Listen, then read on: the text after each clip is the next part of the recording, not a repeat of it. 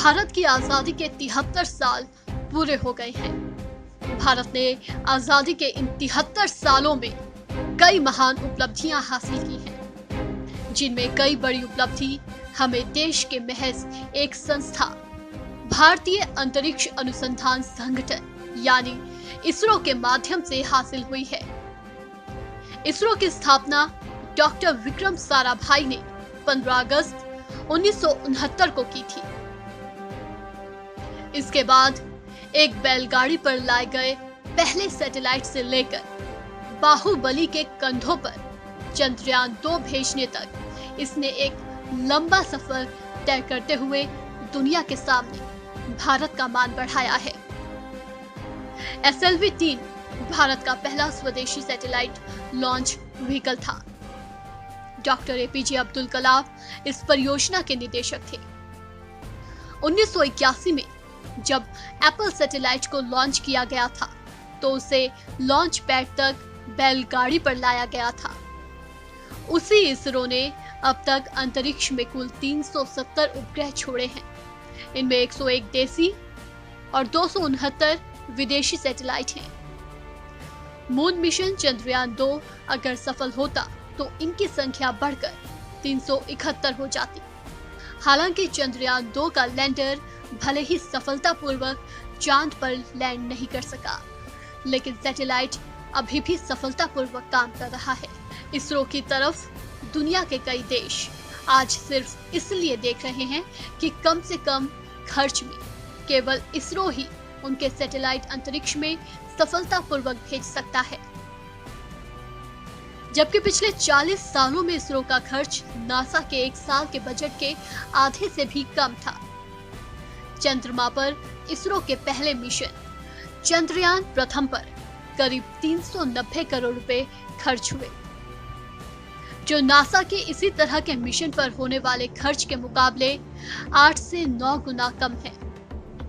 इसरो का मंगल मिशन अब तक का सबसे सस्ता मिशन था, जिस पर महज करीब 450 करोड़ रुपए यानी 12 रुपए प्रति किलोमीटर खर्च आया, जो ऑटो किराए के बराबर है। जबकि अमेरिका, रूस और चीन समेत कोई भी देश मंगल ग्रह पर अपनी पहली कोशिश में पहुंचने में सफल नहीं हो पाया था। चांद पर भेजे गए इसरो के पहले मिशन का नाम था चंद्रयान। 22 अक्टूबर 2008 को चंद्रयान मिशन लॉन्च किया गया था। इस मिशन ने पहली बार चंद्रमा पर पानी की खोज की। साल 1969 में पहली बार अमेरिका के नील आर्मस्ट्रांग चांद की सतह पर उतरे। उसके बाद 1 दर्जन से ज्यादा अंतरिक्ष यात्री वहां जा चुके हैं, लेकिन जो काम नासा नहीं कर पाया वो इसरो ने अपने पहले मिशन में ही कर दिखाया। आज भारत के पास अर्थ इमेजिंग के ऐसे सैटेलाइट्स हैं जिनकी मदद से जहां पहले धरती में 6 मीटर दूरी तक की चीजें देखी जा सकती थी, वहीं आज 1 मीटर से कम दूरी तक की चीजें देखी जा सकती हैं। दुनिया में सिर्फ 6 अंतरिक्ष एजेंसियों के पास ही अपनी धरती से सैटेलाइट्स बनाने और छोड़ने की क्षमता है। इसरो भी उनमें से एक है। अधिकतर देश अपने नेविगेशन से संबंधित मकसद के लिए अमेरिका आधारित GPS सिस्टम के भरोसे रहते हैं।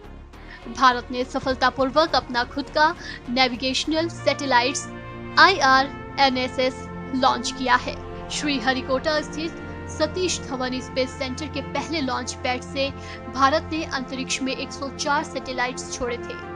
भारत ने 2002 तक अपने मानव युक्त मिशन को अंतरिक्ष में भेजने की योजना बनाई है। इस मिशन को गगनयान मिशन का नाम दिया गया है। 2022 में इस मिशन को अंजाम तक पहुंचाने का लक्ष्य है। इसरो के इसी कामयाब सफर का नतीजा है कि आज भारत के 2000 के नोट पर मंगलयान की तस्वीर है, जिससे इस संस्थान की गौरव गाथा हर हाथ में पहुंच गई है।